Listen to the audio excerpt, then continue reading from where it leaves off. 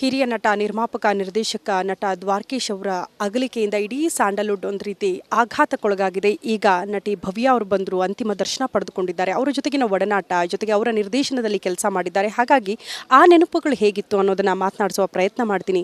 Madam, mostly ಅರಗಿಸ್ಕೊಳ್ಳೋದು ಸಾಧ್ಯ ಇಲ್ಲ. ಯಾಕಂದರೆ ಈ ಹಿಂದೆ ಕೂಡ ಹಲವಾರು ಬಾರಿ ದ್ವಾರಕೀಶ್ ಅವ್ರ ಬಗ್ಗೆ ಒಂದಷ್ಟು ವದಂತಿಗಳು ಬಂದಿತ್ತು. ಅದೆಲ್ಲವೂ ಕೂಡ ಸುಳ್ಳು ಸುದ್ದಿ ಅಂತ ಅವರೇ ಬಂದು ಒಂದು ಕ್ಲಾರಿಟಿ ಕೊಟ್ಟಿದ್ರು.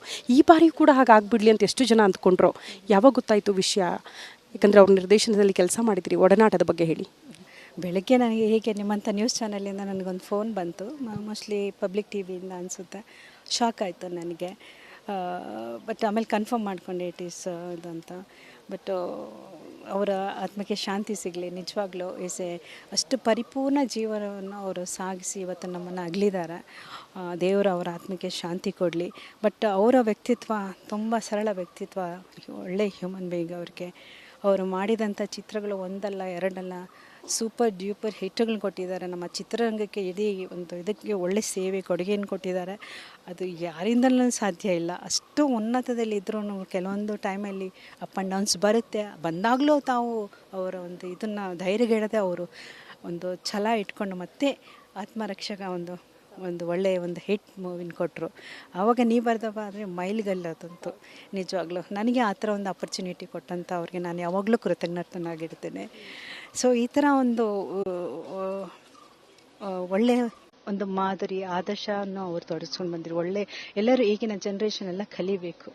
ಅಂದರೆ ಯಾವ ಯುಗನೂ ತಲೆಗೆ ತಾಗಿಸ್ಕೋಬಾರ್ದು. ಯಾವಾಗ ಕೆಳಗೆ ಬಿದ್ದರೂ ನಾವು ಅದಕ್ಕೆ ಧೃತಿಗೆಡಬಾರ್ದು. ಒಂದು ಒಳ್ಳೆಯ ಲೆಸನ್, ಒಂದು ಪಾಠ ಇಂಥವರಿಂದ ನಾವು ಒಳ್ಳೆ ಮಾರ್ಗದರ್ಶನ ಸಿಗಲಿ ಅಂತ ನಾನು ಚಿಕ್ಕಾಗಿ ಒಂದು ಕೇಳಕ್ಕೆ ಇಷ್ಟಪಡ್ತೀನಿ. ಒಬ್ಬ ಕಲಾವಿದನಲ್ಲಿ ಕಲೆ ಗುರುತಿಸ್ಬೇಕು ಅಂತಾರೆ. ಆ ಕೆಲಸವನ್ನು ನಟ ದ್ವಾರಕೀಶ್ ಅವ್ರು ಮಾಡ್ತಾ ಇದ್ರು. ನೀ ಬರೆದ ಕಾದಂಬರಿಗೆ ನಿಮ್ಮ ಸೆಲೆಕ್ಷನ್ ಹೇಗಾಯಿತು ಮೇಡಮ್? ಏನು ಹೇಳ್ತಾ ಇದ್ರು? ಅವ್ರ ಜೊತೆಗೆ ಹೇಗಿತ್ತು ಆ ಡೇಸ್ ಅಂತ? ಜಸ್ಟ್ ನನಗೊಂದು ಫೋನ್ ಕಾಲ್ ಬಂತು ಅಷ್ಟೇ.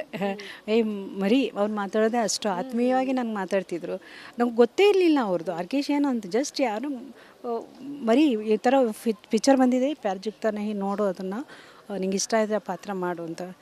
ನನಗೆ ಅಂಥ ಒಂದು ದೊಡ್ಡ ಮ್ಯಾನರಿಂದ ನಂಗೆ ಕಾಲ್ ಬಂದಿದ್ದು. I am really surprise. ನಂದು ಹೋಗಿ ನೋಡಿ ಆ ಚಿತ್ರ ನೋಡಿದ್ಮೇಲೆ ನನಗೆ ರಿಯಲಿ ತುಂಬ ಖುಷಿ ಅನಿಸ್ಬಿಡ್ತು. ನಿಜವಾಗಿ ಯಾವುದೇ ಕಲಾವಿದೆಗೂ ಅಂಥ ಕ್ಯಾರೆಕ್ಟರ್ ಸಿಗದೆ ರಿಯಲಿ ಬ್ಲೆಸ್ಡ್ ಅನಿಸುತ್ತೆ.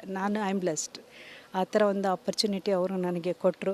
ಅದು ಮರೆಯಲಾಗದಂಥ ಒಂದು ಇದು ನನ್ನ ಜೀವನದಲ್ಲಿ. ಯಾವಾಗಲೂ ಅವ್ರಿಗೆ ನಾನು ಕೃತಜ್ಞತೆಗಳು ಹೇಳ್ತೀನಿ. Thank you.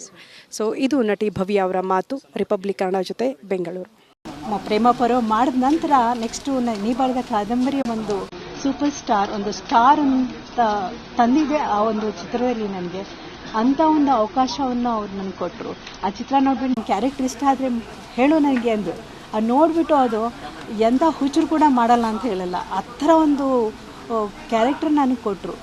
ನಿಜವಾಗ್ಲೂ ಆ ಥರ ಒಂದು ಆರ್ಟಿಸ್ಟ್ಗಳಿಗೆ ಆ ಥರ ಕ್ಯಾರೆಕ್ಟರ್ ಸಿಗೋದೇ ಅಪರೂಪ. Really I am blessed.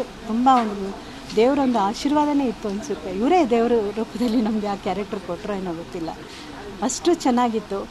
Next ನಾನು ಏನಾಯಿತು ಅಷ್ಟೇ ನನ್ನ ನೆನಪಿರೋದು. ಬಟ್ ಆಮೇಲೆ ನನಗೆ ಏನೂ ನೆನಪಿಲ್ಲ. ನೆಕ್ಸ್ಟು ಊಟಿಯಲ್ಲಿ ಹೋಗಿ ವಿಷ್ಣುವರ್ಧನ್ ಅವ್ರ ಜೊತೆ ನಾನು ಆ್ಯಕ್ಟ್ ಮಾಡಿದ್ದು. ಅದಾದ ನಂತರ ಭಾಳಷ್ಟು ಏನೇನೋ ಬಂತು ಗಾಸಿಪ್ಗಳು. ಬಟ್ ಇವರು ಅದನ್ನೇನು ಇದು ಮಾಡಿದೆ. ನನ್ನ ಭವ್ಯ ಬೇಕು, ಭವ್ಯ ಈ ಚಿತ್ರದಲ್ಲಿ ಇರ್ತಾಳೆ ಅಷ್ಟೇ.